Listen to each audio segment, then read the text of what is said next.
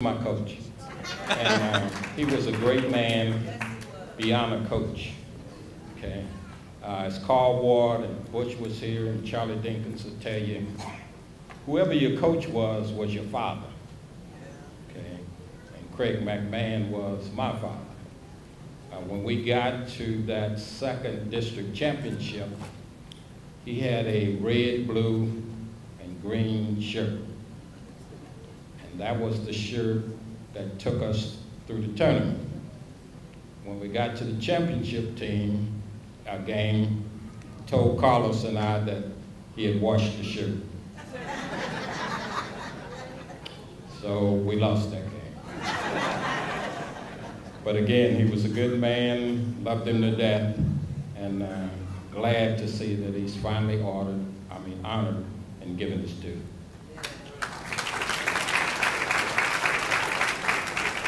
For those that need to know also, there's a Taft Athletic Wall of Fame that is going to be adjacent to the gym, so everyone inducted tonight will have a plaque signifying their legacy on the Wall of Fame. Next is Ben Waterman. Thank you, thank you. Ben Waterman came to Taft from Central State College, or Central State University. Any Centrillians in here? Any Centrillians in here? All right, all right. And also he was the assistant basketball coach and baseball coach at Taft, and he became the head baseball coach. Now listen to this. Several of his players were talented enough to go to the professional ranks. Jimmy Wynn, also known as the Toy Cannon, started his career with the Los Angeles Dodgers and completed an all-star career with the Houston Astros, the Toy Cannon. Jimmy was inducted last year. Carl Richardson was drafted in the 4th round by the Cincinnati Reds. Is Carl here tonight? Carl was here last year. And then lastly, UD Camp was drafted by the Pittsburgh Pirates. And we have an inductee tonight that also played for the Reds. And myself, I was also drafted out of Central State in 1971 by the Cincinnati Reds. Mr. Waterman was instrumental as an assistant basketball coach in leading both the 1958 PHSL. Now, here's a trivia test. What does PHSL mean for those that lived in that era? All right, you passed. And was basketball champs in district finals in the 1959 district runner-up. He assisted with the football team that sent a record number of athletes to the pros. Known for his no-nonsense character.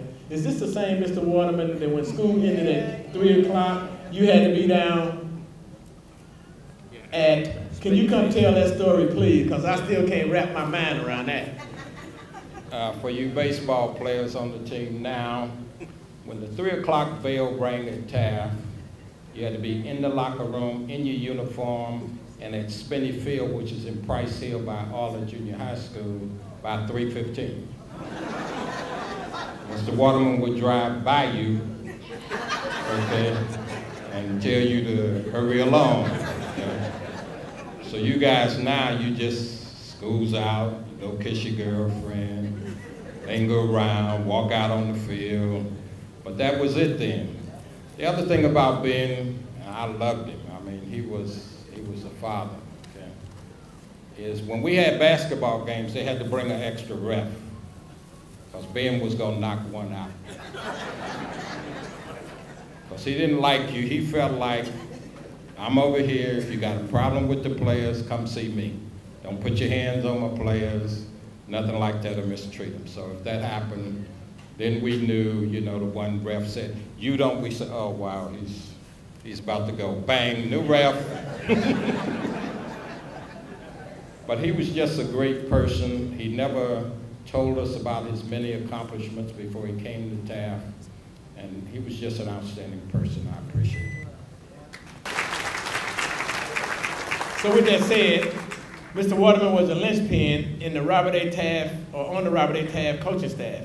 He went on to become assistant basketball coach at Ohio State and head basketball coach at Wilberforce University. So is there anyone here that can also act in behalf of receiving this acknowledgement and this induction for Mr. Ben Waterman? Well, how about a hand for Mr. Waterman? Thank you for the work that you've done.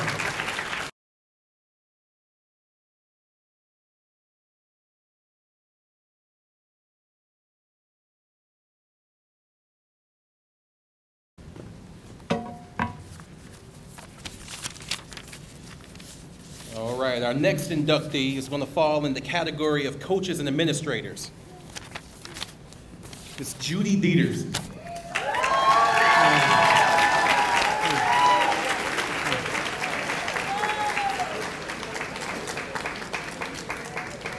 I'm going to ask Ms. Dieters to say a few words. She came to Robert A. Taft High School as a student teacher from the University of Cincinnati in 1958. She was the official scorekeeper for all of Robert A. Taft's basketball games. She was the first female scorekeeper for varsity basketball games in the state of Ohio. Her nomination is based on her 55 years of unwavering support and commitment to Robert A. Taft High School. Congratulations.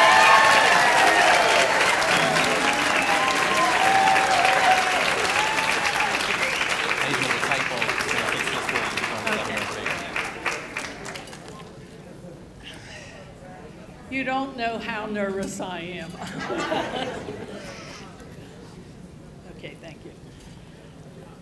I'm really not just nervous, but I'm very grateful to be here. I really am. Last week, Dennis Whitehead was at my house, and he said, "What are you going to say?" And I said, "I'm not going to say anything." He said, "You are. Believe me, you're going to say something." And I thought, boy, that's a role reversal right there, I'm telling you. But my attachment to Taft began in 1959, and I started to teach full-time the following, it would have been September. And I just loved teaching here. I just loved it. When they asked me if I could teach here, and that was my first teaching job, I said, oh, yes, yes, I love it. And my involvement with sports actually began that very first year. Jimmy Wynn was one of my students, and he asked me if I could help Mr. McMahon in some way. And I said, yeah, some way. What do you want me to do? And he said, be the scorekeeper. And I said, I never did that before, but I think I can do it. So anyway, that's how it all began. Now, sports was always a topic at my house. We talk sports, sports, sports all the time. So when I taught classes, I used sports as a reference quite often. So everybody knew I liked sports. And it wasn't just basketball or football, it was almost all sports. Eventually, class was out after the 6th bell, but we started a 7th bell in my room, and people would come by and we'd talk sports. And sometimes I wouldn't leave the building till 4 o'clock because we were talking sports. One time, this reminds me that of some of the events that happened. Mr. Stargell, at one of the track meets, actually it was a district meet up in Dayton, he needed somebody to help out. He needed another runner, in fact. And he went up to the equipment manager and said, come on, you're running. Oh, this poor kid, I wish I knew his name. But he put him in the mile relay. This poor child, I'm saying child because he knew nothing of what was going on at that point. And he said, I can't do it. And Mr. Stark goes, oh, yes, you can. Well, anyway, he was the first leg. When the gun went off, he shot out like he was doing a maybe 60-yard dash. He was so fast. And by the time he was turning the last curve, he couldn't move. He could not move. Oh, he struggled. And actually, some of the boys on the team, they actually caught him when he came over and passed. He had to pass the baton, so he had to keep standing. But Mr. Stargell represented the school, and he refused to let the fellas laugh at him. And I remember that so well. I really do. Another event that I might speak about is, since I was the scorekeeper on certain days, if we were out of town or away from the school, I could eat with the team with the girls who were statisticians. Anyway, we were eating downtown. I drove the 4 or 5 girls in the car, and it had been a snowy day, and so the 3 to 6 no parking lane was blocked by snow. So I parked there. Well, anyway, nobody could use that lane. I came out and my car was gone. And I had these girls, and we had to be out at the Cincinnati Gardens. All the uniforms were in my trunk. Oh, I was so nervous, more nervous than I am today. Anyway, we got a bus. I went into District 1, and I said, "Where's my car?" And I told them what was going on. All the uniforms were in my car, and we're going to play at the Cincinnati Gardens. Don't you know, the policeman says, "Come on, I'll take it." He put me in a squad car. I'm in the back seat, no way of getting out, no handles. And we went down Ezra Charles Drive. I didn't want anybody to see me. Oh, I was so upset. Don't let anybody see me. Please don't let anybody see me. They'll think I'm arrested. Oh, God. Anyway, I got my car. They started it for me. We got to Cincinnati Gardens just in time for the fellas to get dressed and get in the game. It was awful. It was awful. There are many things that stick in my mind. Sometimes when I was teaching, just little things that I remember. One of my students one day came up to me right after class, and he says, "Miss Dieters, can I tell you something?" I said, "Yeah, go ahead." He said, "You have the prettiest fat hands I ever saw."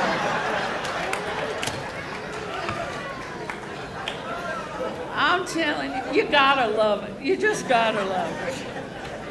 Another time, along the same line, a student came up to me who I did not have in class, but some of you know that I had a sister that taught at Aiken. This fella came up to me and he said, "Can I ask you something?" I said, "Sure." We were in the hallway. He said, "Do you have a friend or somebody at Aiken?" And I said, "Yeah, my sister." He said, "I knew it. There's somebody out there that is the same height and width as you."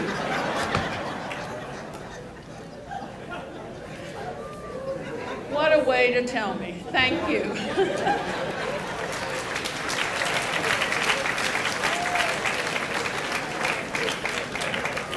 Now, one time in my class,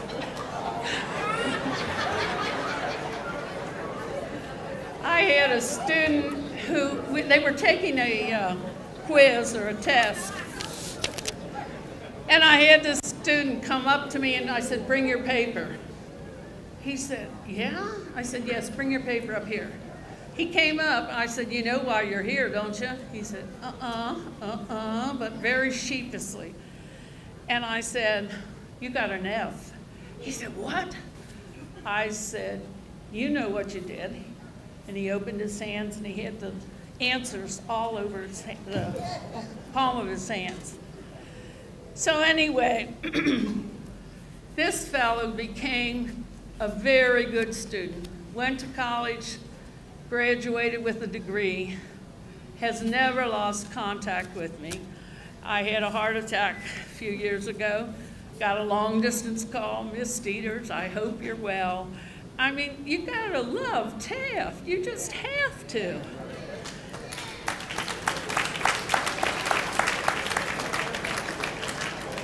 I could go on, but I'm going to stop. I'm going to stop right now, and all I want to do is say thank you, thank you, thank you.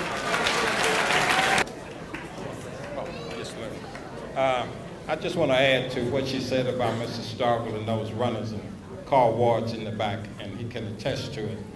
You know, they went off to the state meet, And when you're at the state, you try and put as many runners in the prelims as you can and hope you qualify so you have more runners. Well, Mr. Starker had a guy that was long jumping, and he said, hey, come here. Go out there and run. This is the 100-yard dash and the 200-yard dash. He said, okay, I'll go out there. Well, he won the state. Mr. Stark, when he won the first seed, Mr. Stark said, what are you doing? He said, I'm long jumping. He said, no, you're not long jumping anymore. Came back and won the 200. That was Kirkland. But there was always guys sitting around waiting. Mr. Stark didn't know really who was on his team and what they really did, okay? And my first year I went out, I thought I was a hurdler. But if any of you have played Donkey Kong, you know how long that little guy stays above that hurdle. Dang, stay up there about 15 minutes, come down, that was me. Mr. Stark would say, no, you're not a hurdler. We'll put you in half mile or quarter mile or something.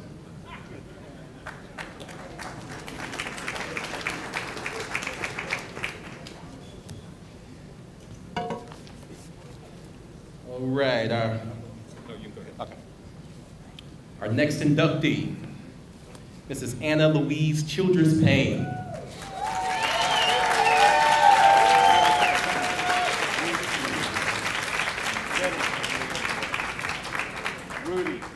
She was born in Americus, Georgia in 1923. She moved to Cincinnati in 1933 at the age of 10 and attended Cincinnati Public Schools through junior high school. She returned to the South and continued her education, graduating from Henderson Institute in Henderson, North Carolina in 1942. During high school, Anna excelled in athletics. She was the captain of her basketball team and cheerleading squad. It was here she decided on a career in health and physical education. In 1943, Anna enrolled in Tennessee State University in Nashville, Tennessee, where she majored in health and physical education. There she continued her athletic endeavors. She ran track, was the captain of the basketball team and cheerleading squad, and became active in the Modern Dance and Drama Club. She graduated in 1947 with a bachelor's degree in health and physical education. After graduation, Anna returned to Cincinnati to begin in the parochial school system. She taught at St. Henry Elementary for 4 years, and during this time, she also took graduate courses at Xavier University. In 1956, Anna began working in the Cincinnati public school systems. She taught at Samuel Ock Junior High School for 1 year before being transferred to Robert A. Taft High School. During her 26 years at Taft as a health and physical education teacher, Anna was responsible for the GAA, which is the Girls Athletic Association, which included coaching all sports. That would be hockey, basketball, volleyball, baseball, track. She was also responsible for cheerleaders, drill team, and the Modern Dance Club.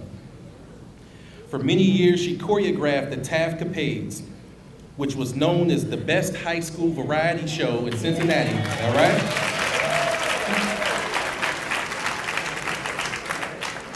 During her last years at Taft, she was the senior class sponsor. She was in charge of all senior activities and graduation. After a long and fulfilling career, Anna retired in 1982, and since retirement, she has continued to be highly respected, honored, and loved by her former students and colleagues. She's touched so many lives. She can rarely go any place without running into a former student who expresses their gratitude for the positive impact she had on their life. Anna's time and commitment to education was extensive and at times overwhelming, but all you will ever hear her say is, I loved every minute of it. Ladies and gentlemen, Anna Childress Payne, bring it back over.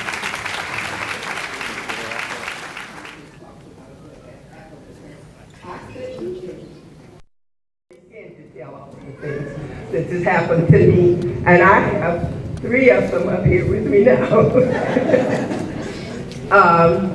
I came to Taft from Samuel Ock, but I had worked with in the parochial school for 4 years.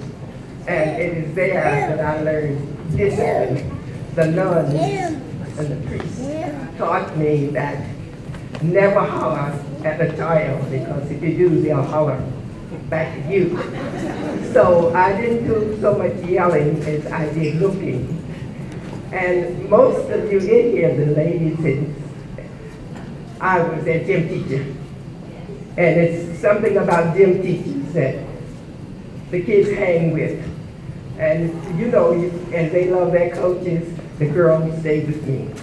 And we had cheerleaders and what have you. And I taught all the sports that they had. I did volleyball, basketball, hockey, all of the sports. And if they didn't learn the sport well, at least they know how to appreciate it now. They can sit down and watch a basketball game and know what's going on. They can sit down and watch a volleyball game. They had to learn something about the game that was taught. I danced. Those a lot of you know that I taught modern dance.